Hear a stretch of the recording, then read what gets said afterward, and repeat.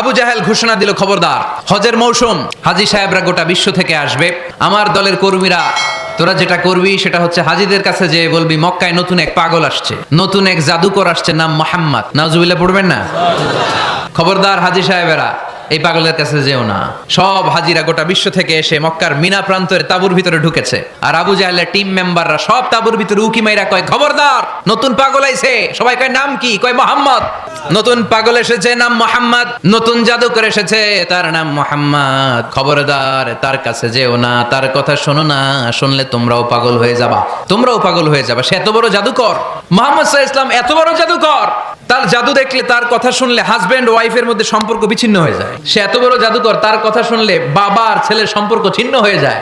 সে এত বড় জাদুকর, তার কথা শুনলে বন্ধু বন্ধু আলাদা হয়ে যায়। খবরদার হাজী সাহেবরা, তোমরা হজ করতে এসেছো, করো, জমজমের পানি খাও আর খেজুর নিয়ে যাবা।